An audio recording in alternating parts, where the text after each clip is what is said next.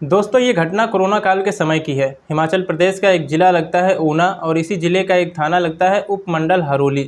दरअसल एक लड़की है जो कक्षा 8 की छात्रा है, एक लड़का है जो उसका 2 साल बड़ा भाई है, यानी कि लड़का 14 साल का है और लड़की 12 साल की है।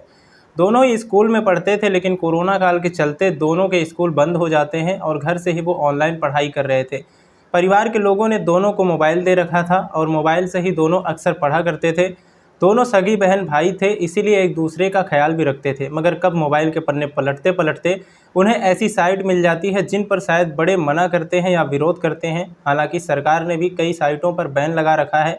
न जाने कब उस लड़के की नज़र ऐसी गलत साइट पर पड़ जाती है, उसको देखकर वो इतना ज़्यादा उत्तेजित हो जाता है कि वो अपनी साइट को अपनी उस बहन को दिखाने लगता है। और जब बहन इस बात का विरोध करती है तो वो उसके साथ मारपीट करता है, ज़बरदस्ती करता है। और ये पहला दिन था। दरअसल ये बात है जुलाई 2020 की। वो अपने उस बहन के साथ गलत काम करने के लिए शुरुआत करता है। पहले उसे मौका मिलता है और पहले ही मौके पर वो गलत काम कर बैठता है। उसके बाद शुरुआत हो जाती है और जब उसका मन करता था, जब उसकी अपनी सगी बहन के साथ वो गंदा काम करता था, गलत काम करता था। दिन पर दिन ऐसे ही गुजरते चले जाते हैं। तभी जुलाई, अगस्त, सितंबर, अक्टूबर और ये महीना दर महीने गुजर रहे थे। अचानक एक दिन ऐसा भी आता है 29 दिसंबर 2021 की वो रात, जब वो लड़की जिसकी उम्र 12 साल थी, वो पेट के दर्द से परेशान थी और पूरी रात वो रोते रोते गुजार लेती है। जब दर्द हद से ज़्यादा बढ़ जाता है, बर्दाश्त से बाहर हो जाता है, तब वो अपनी माँ से कहती है कि माँ, मेरे पेट में बहुत तेज़ का दर्द हो रहा है। उसकी माँ घर में कुछ दवाइयाँ रखी थी, वो अपनी बेटी को देती है और उस दवाइयों को खाने के बाद भी उसे आराम नहीं मिलता। हालात कुछ ज़्यादा इस तरह से बिगड़ जाते हैं कि उस लड़की को डॉक्टर के पास लेकर जाना पड़ता है। और प्राथमिक उपचार के बाद, कुछ दवाइयाँ देने के बाद लड़की को थोड़ी देर के लिए तो राहत तो मिल जाती है। लेकिन जब दिन निकलता है तो उसे एक अच्छे डॉक्टर के पास ले जाया जाता है और अच्छा डॉक्टर उसे मशवरा देता है, सलाह देता है कि अपनी बेटी को किसी महिला चिकित्सक को दिखाइए।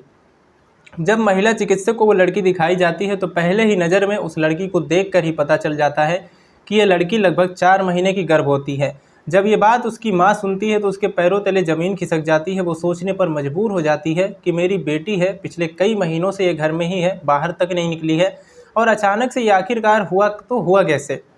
वो किसी तरह से वहाँ से तो खैर अपने घर आ जाते हैं और घर आने के बाद माँ अपनी बेटी से बार बार रिक्वेस्ट करती है, पूछती है कि बेटी ये सब तुम्हारे साथ क्या हुआ, किसने किया। जब बार बार रिक्वेस्ट करती है, पूछती है, तब वो बताती है कि मैं जब ऑनलाइन पढ़ाई कर रही थी कोरोना काल के समय, वही जून का महीना था, जुलाई का महीना था, तब वो उन दिनों भाई को एक ऐसी साइट देख रहे थे जिसमें गंदी पिक्चरें आती हैं। गंदी पिक्चर देखने के बाद उन्होंने मेरे साथ गलत काम करने की कोशिश की। हालांकि विरोध किया, लेकिन भाई ने उसे बहुत बुरी तरह से मारा और पीटा।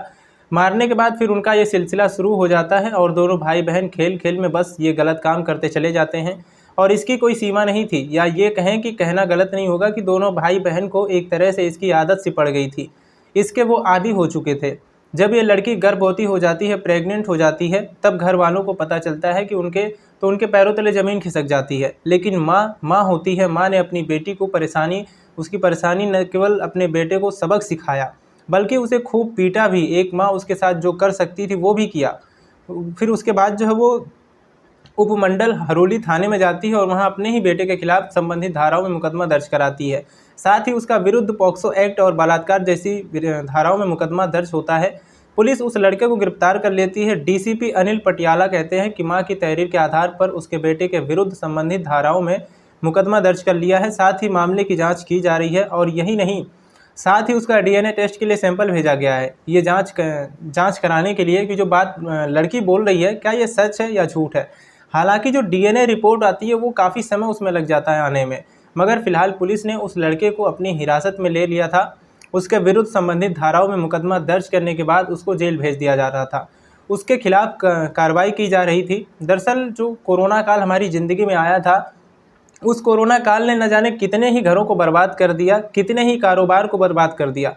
साथ ही कुछ लोग घरों में कैद होकर रह गए थे।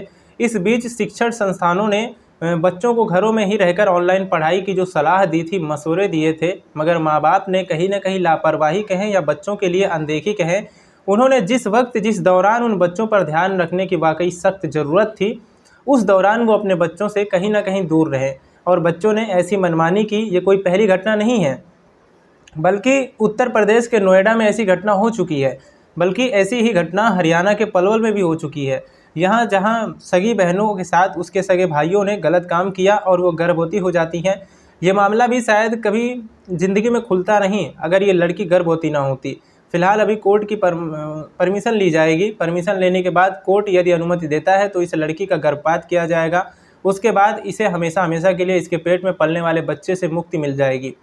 दोस्तों, इस पूरे घटनाक्रम को सुनाने का उद्देश्य किसी को परेशान करना नहीं है, किसी का दिल दुखाना नहीं है, बल्कि आपको जागरूक करना है, आपको सचेत करना है। और मेरी एक ही गुजारिश है हर उन माँ बाप से कि एक जो अपना बच्चे हैं उन पर हमेशा नज़र रखें कि अपने वो जो मोबाइल चलाते हैं, मोबाइल में क्या देख रहे हैं, क्या सर्च कर रहे हैं गूगल पर, यूट्यूब पर, उसकी हिस्ट्री को चेक करते रहें ताकि कोई भी अनहोनी होने से पहले, कोई इस तरह की घटना होने से पहले आप उन्हें रोक सकें। तो आज के लिए बस इतना ही। मिलते हैं अगली वीडियो में। तब तक के लिए अपना ख्याल रखें, स्वस्थ रहें, सुरक्षित रहें। जय हिंद, जय भारत।